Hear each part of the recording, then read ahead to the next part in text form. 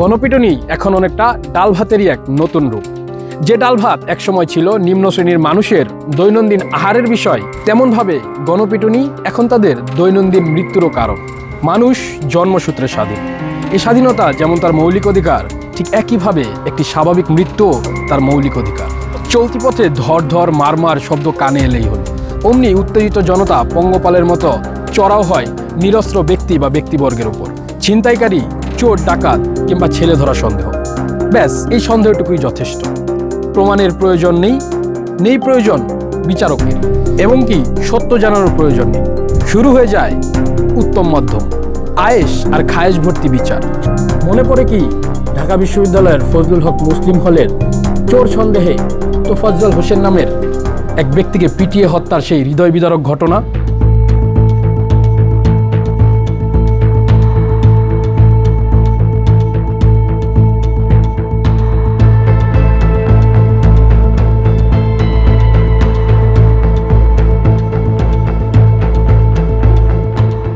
তখন মনে পড়ে যায় বঙ্কিমচন্দ্রের সেই বিড়াল গদ্যের কথা, যে খাইতে বলিলে বিরক্ত হয় তাহার জন্য তোমরা ভোজের আয়োজন করো, আর যে বিনা নিমন্ত্রণেই তোমার অন্ন খাইয়া ফেলে তাহাকে চোর বলিয়া দণ্ড দাও। 18 সেপ্টেম্বর 2024 ঢাকা বিশ্ববিদ্যালয়ের ওই হলে 6টি মোবাইল ফোন হারানো যায়। ঠিক একই সময় তোফাজ্জল হোসেন নামক ওই ব্যক্তিটিকে হলের মূল ফটক দিয়ে ভিতরে প্রবেশ করতে দেখা যায়, যার পরিপ্রেক্ষিতে তাকে তুলে নিয়ে যাওয়া হয় হলের ডাইনিংয়ে। সেখানে তাকে 3 দফায় প্রায় 21 জন মিলে পেটান। প্রশ্ন হলো, চোর সন্দেহ মানেই কি মৃত্যুদণ্ড?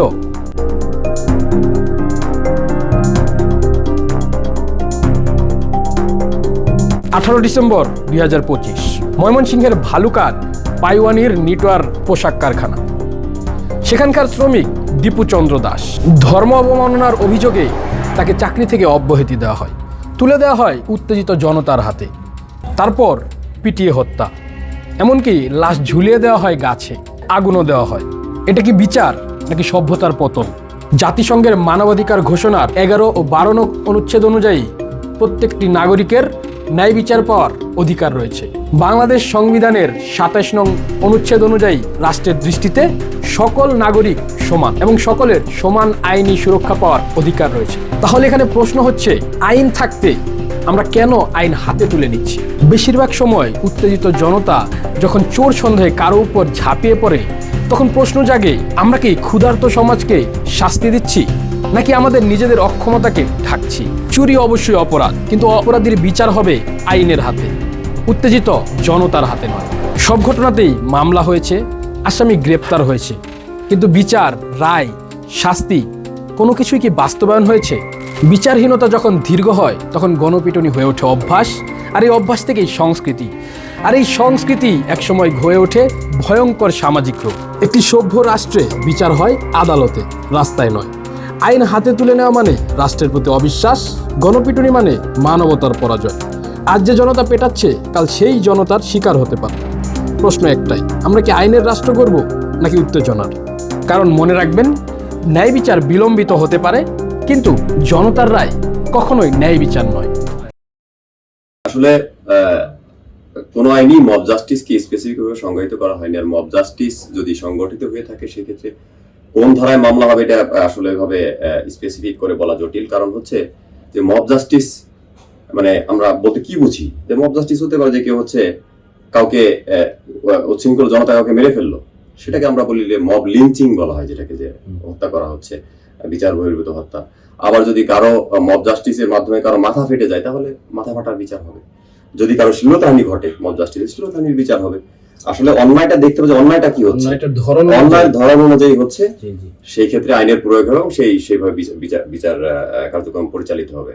আর যেটা বিষয় যে মব জাস্টিসের ক্ষেত্রে জটিলতা অবশ্যই রয়েছে, সেটা হচ্ছে যে সেখানে অনেক সংঘবদ্ধ জনতা থাকে বা বিশৃঙ্খল জনতা থাকে, উশৃঙ্খল জনতা থাকে, যাদের মধ্য থেকে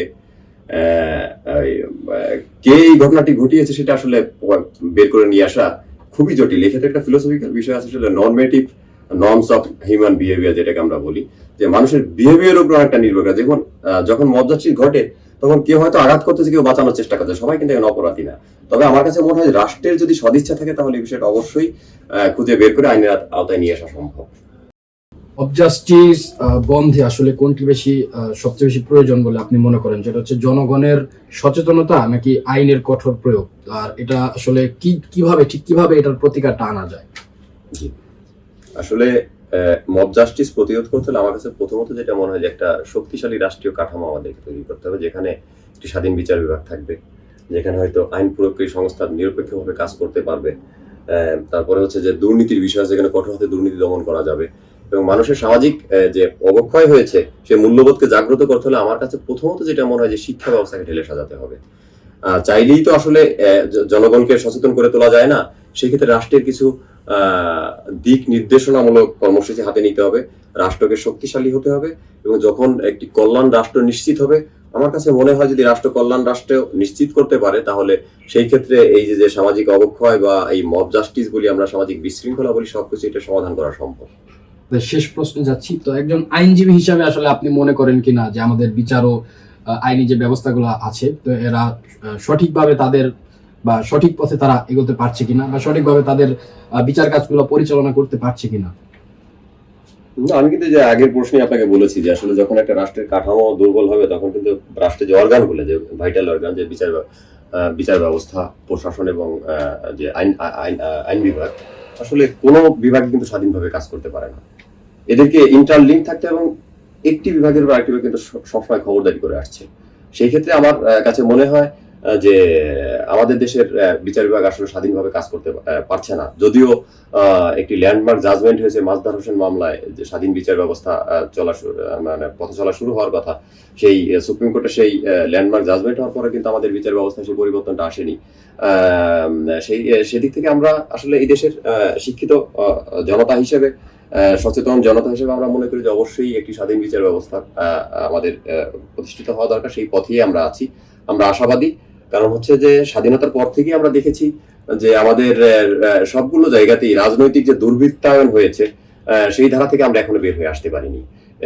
তো আমরা যদি এই রাজনৈতিক দুর্বৃত্তায়ন থেকে বের হয়ে আসতে পারি এবং দুর্নীতিমুক্ত এবং সুশিক্ষিত করে একটি রাষ্ট্র কাঠামো গড়ে তুলতে পারি, তাহলে এই স্বাধীন বিচার ব্যবস্থা নিশ্চিত করলেই শুধুমাত্র এই মব জাস্টিস বলেন, অন্যায় বলেন, অত্যাচার বলেন, বা এই বিচার বিভাগের নিরপেক্ষতা বলেন, সবকিছুই নিশ্চিত হবে।